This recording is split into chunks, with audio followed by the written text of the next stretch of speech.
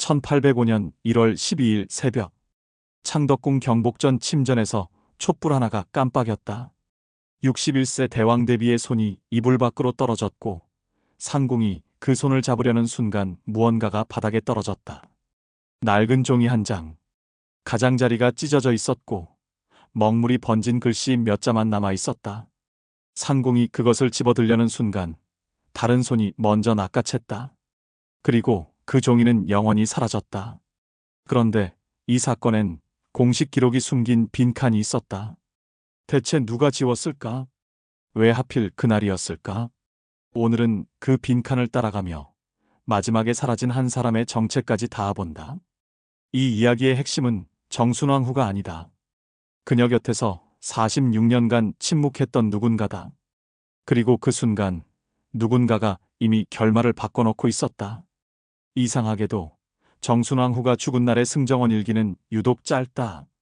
약방 기록에 남아야 할 처방전이 없다. 마지막 진맥 기록에 끝 한 줄이 찢겨 있었다. 이런 이야기 좋아하시면 구독과 좋아요로 다음 편도 놓치지 않게 해두셔도 좋겠다. 오늘 이야기는 뒤로 갈수록 더 이상해진다. 기록이 지워지기 전 사람들이 마지막으로 본 장면은 의외로 단순했다. 그럼 처음부터 다시 보자. 누가 무엇을 숨겼는지부터. 1759년 6월 창경궁 명정전 간택장.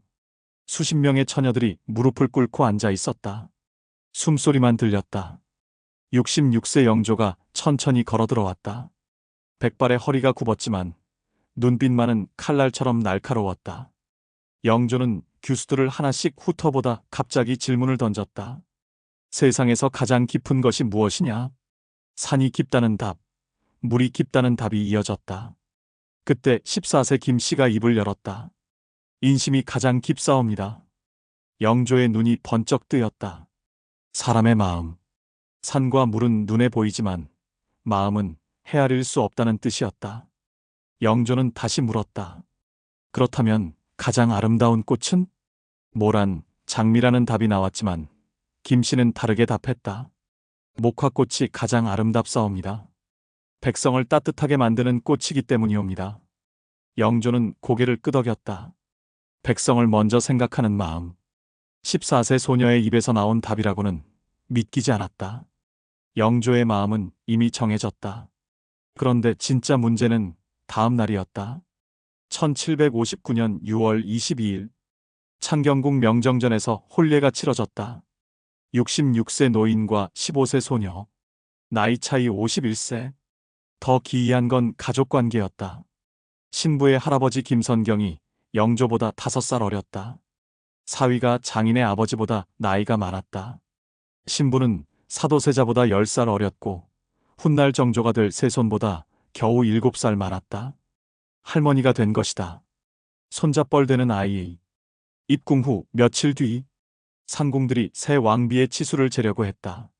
마마, 돌아서 주시옵소서. 그 순간 15세 왕비의 목소리가 차갑게 떨어졌다. 내가 돌아가면 될 것을 감히 누구 보고 뒤돌라 하느냐? 상궁들이 얼굴이 하얗게 질렸다. 겨우 15세지만 왕비의 위엄을 세울 줄 알았다. 이 일화는 순식간에 궁중에 퍼졌다. 새 왕비는 만만한 사람이 아니었다. 그런데 그날 밤 누군가가 이 장면을 기록했다고 전해진다.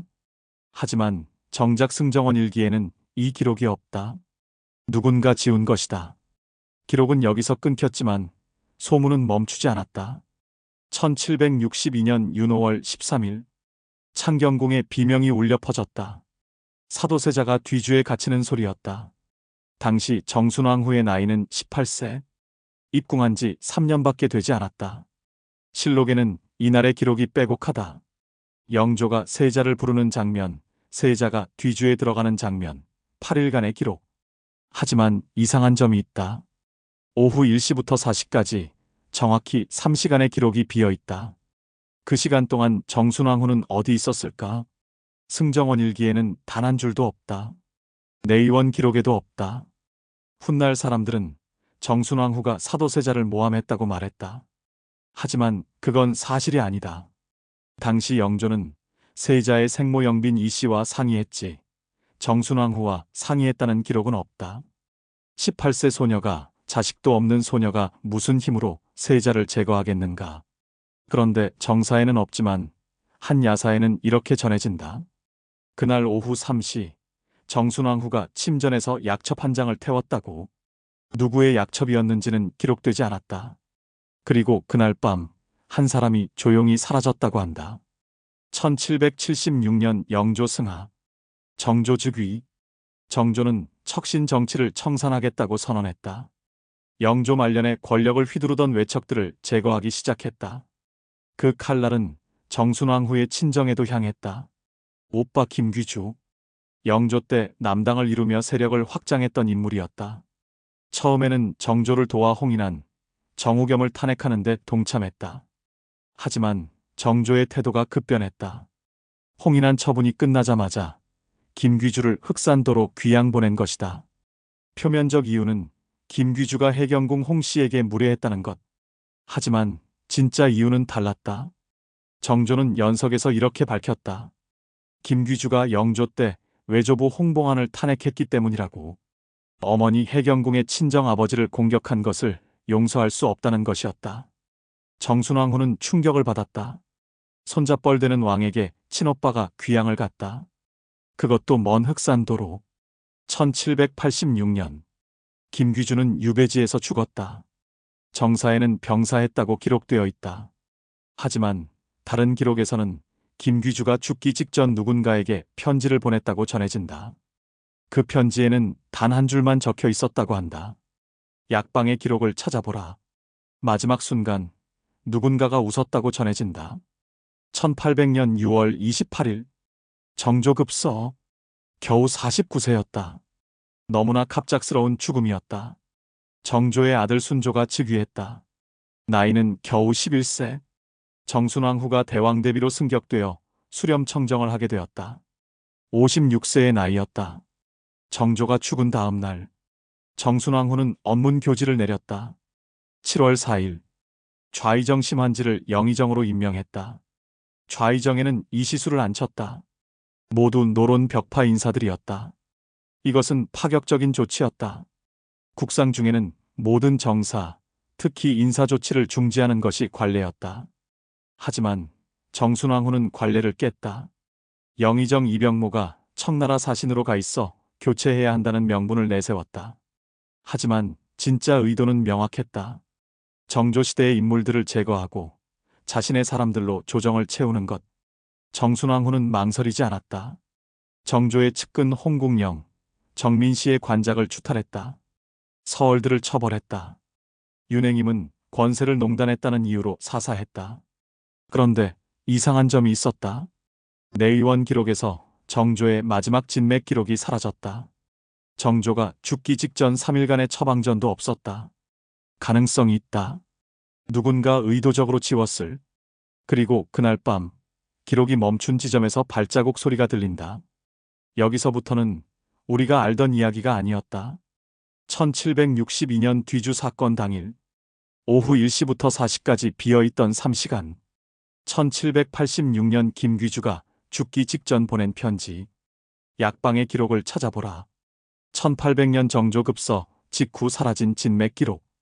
그리고 1805년 정순왕후가 죽던 날 침전에서 떨어진 찢어진 종이. 이 네 가지는 모두 연결되어 있었다.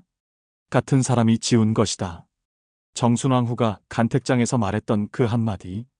인심이 가장 깊사옵니다. 그 말의 진짜 의미는 이것이 아니었을까?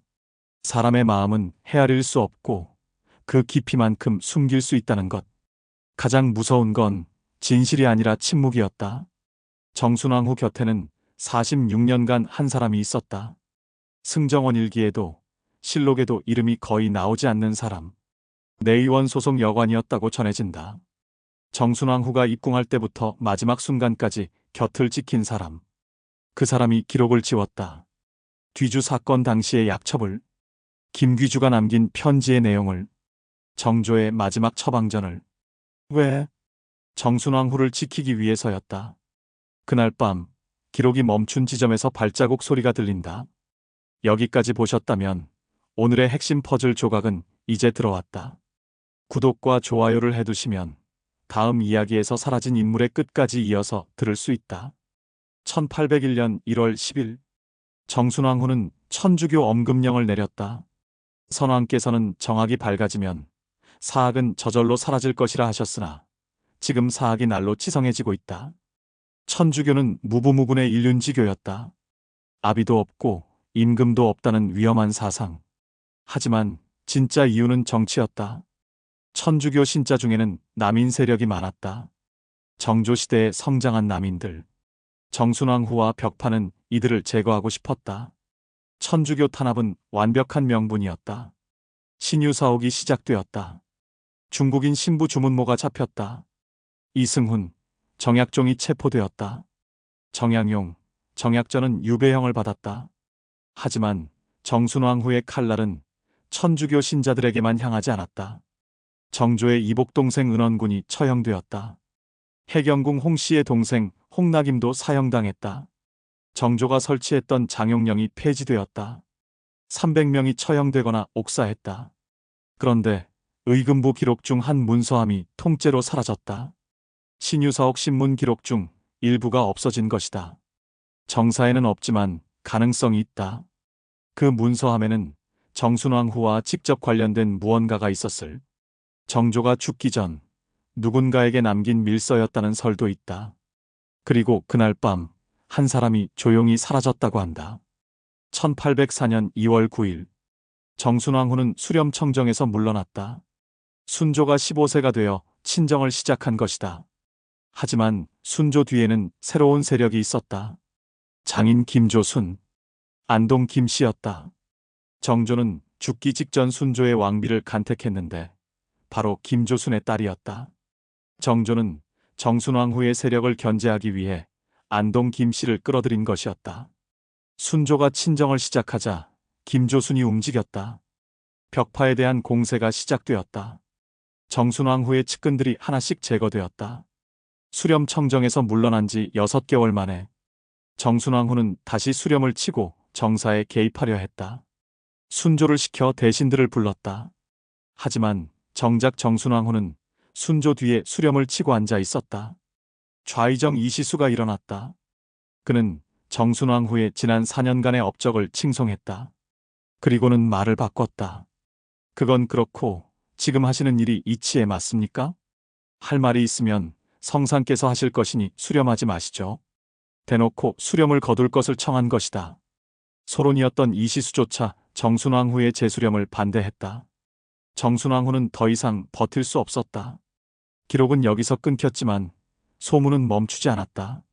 1805년 1월 12일 새벽 창덕궁 경복전 정순왕후가 승하했다. 61세의 나이였다. 수렴청정에서 물러난 지 1년 만이었다. 정순왕후의 시신은 영조가 잠든 원릉으로 옮겨졌다. 경기도 구리시 동구릉 66세 노인과 결혼한 15세 소녀는 결국 그 노인 곁에 묻혔다. 51년의 나이 차이로 만난 두 사람이 영원히 함께 누워있는 것이다. 장례를 준비하던 상궁들이 침전을 정리하다 이상한 것을 발견했다고 전해진다. 정순왕후의 베개 속에서 작은 비단 주머니가 나왔다고. 그 안에는 종이 조각 하나가 들어있었다고 한다. 가장자리가 찢어진 약첩의 일부였다. 먹물이 번져 글씨는 거의 알아볼 수 없었지만 딱 한 글자만 선명했다. 밀. 밀서의 밀. 비밀의 밀. 그 약첩이 누구의 것이었는지, 왜 찢어져 있었는지는 아무도 몰랐다. 상궁들은 그 종이를 태워버렸다고 전해진다. 정순왕후의 마지막 비밀을 지키기 위해 15세의 왕비가 된 소녀, 61세의 대왕 대비로 생을 마감한 여인, 46년간 국모의 자리에 있었다. 그 긴 세월 동안 그녀가 지켜야 했던 것은 무엇이었을까? 그녀가 지우려 했던 것은 무엇이었을까? 정순왕후는 간택돼 말했다. 인심이 가장 깊사옵니다. 정말 그 말이 맞았다. 사람의 마음은 헤아릴 수 없이 깊고 권력의 세계는 헤아릴 수 없이 잔혹했다. 오늘날 동구릉을 찾아가면 원릉을 볼 수 있다. 영조와 정순왕후가 함께 잠든 곳. 조용한 능 앞에 서면 300년 전 그 어린 소녀의 모습이 떠오른다. 떨리는 마음으로 간택장에 들어서던 14세 소녀. 그 소녀는 어떻게 조선 역사의 중심에 섰을까? 그것은 운명이었을까? 아니면 선택이었을까? 우리는 답할 수 없다. 다만 역사를 통해 배울 뿐이다. 권력이 사람을 어떻게 바꾸는지, 생존이 얼마나 치열한지, 그리고 한 사람의 선택이 얼마나 많은 사람의 삶을 바꾸는지를. 정순왕후, 조선의 국모가 된 15살 소녀. 그녀의 이야기는 오늘도 우리에게 묻는다. 당신이라면 어떻게 살았겠느냐고. 마지막 순간 누군가가 웃었다고 전해진다.